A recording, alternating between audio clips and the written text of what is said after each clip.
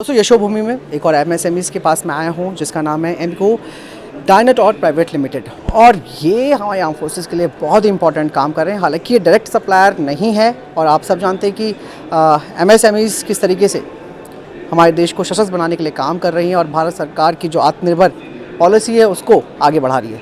तो हम जानेंगे कि ये कंपनी, ये एमएसएमई किस तरीके से हमारे आर्म फोर्सेस के लिए काम कर रही है और क्या चीज़ें बना रहे हैं। इसलिए सर, आपका शुभ नाम? मेरा नाम है उद्धव कदम। एमको डायनाटॉर प्राइवेट लिमिटेड ये हमारी कंपनी है जो electromagnetic brakes, clutch brake combinations, ये सब चीज़ बनाती है। क्लचेस भी बनाती है जो हम डिफेंस के लिए सप्लाई करते हैं। अब डिफेंस में इसमें अलग अलग एप्लीकेशन रहता है। जैसे डिफेंस इक्विपमेंट में जो आती हैं वो हमारे मिसाइल लॉन्चर आती हैं, रडार आती हैं, उसके बाद में ये आपके टैंक्स आते हैं, तो और ये गन्स आती है, जैसे आकाश है, पिनाका है, ये सब ऐसे गन्स आती है। तो इसमें जो एप्लीकेशन आता है, ये जैसे यहाँ पे ये बैरल दिखाया है गन का, तो बैरल में आपके दो मूवमेंट्स आता है, एक एलिवेशन है, एक एजीमुथ है। वो एलिवेशन वर्टिकल है और एजीमुथ है वो हॉरिजॉन्टल है। इसको क्या, ये मूवमेंट्स में क्या होता है कि आपका जो टारगेट है वो सेट किया जाता है और ऑपरेटर से, और जो एक बार टारगेट सेट किया तो उसको लॉक करना पड़ता है। अदरवाइज़ ड्यूरिंग फायरिंग क्या होता है कि ये उसमें थोड़ा अगर मूवमेंट आ गया एक आध डिग्री का भी, तो ये टारगेट बहुत है आगे, कुछ है 40 या 50 किलोमीटर्स आगे हैं, तो वहाँ पे जो डिफरेंस आता है वो बहुत बढ़ जाता है। इसके लिए उसको लॉक किया जाता है, जो पोजीशन है वो लॉक किया जाता है कि ताकि टारगेट मिस ना हो। और वो लॉक करने के लिए जो हमारे ब्रेक्स है वो काम आते हैं। ठीक है, ये ब्रेक्स के बारे में हुआ। अभी हमारे यहाँ पे कुछ प्रोडक्ट ऐसे हैं जो वन बाय वन करके दिखाइएगा मुझे। ये जो ब्रेक्स है जो मैंने अभी बताया आपको, तो जो ब्रेक्स में है ये ब्रेक है, तो सिमिलर एग्जैक्टली ये नहीं है, सिमिलर ऐसा ब्रेक्स हम सप्लाई करते हैं जो ये लॉकिंग में काम आता है। अभी इसके बाद में क्या होता है कि समझो आपके उसमें पावर फेल, ये इस पे इलेक्ट्रिक सप्लाई पे काम करते हैं।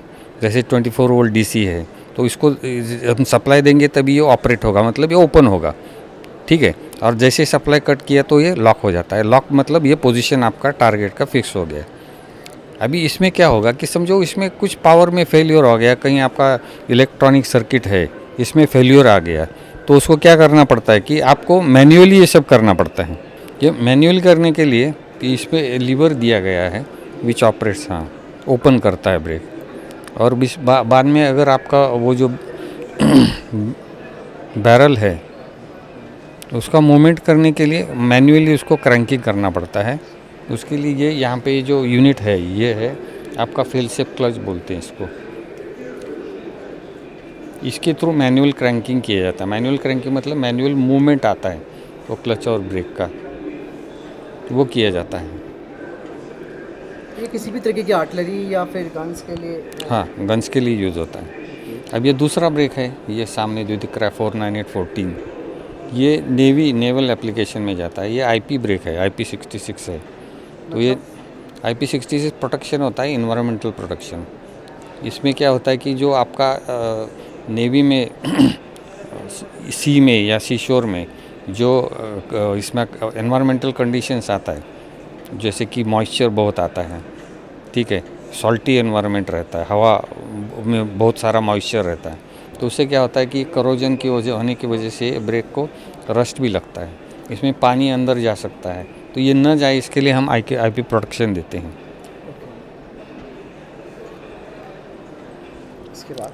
उसके बाद में ये एक ब्रेक है, ये सिमिलर इक्विपमेंट आता है। ये किस में इस्तेमाल होता है? ये भी ऐसा ही एक टैंक के ऊपर इक्विपमेंट फिट होता है, RCWS बोलते हैं उसको, उसमें फिट होता है। सिमिलर टाइप आता है, एग्जैक्टली नॉट RCWS, ऐसा ही एक इक्विपमेंट आता है।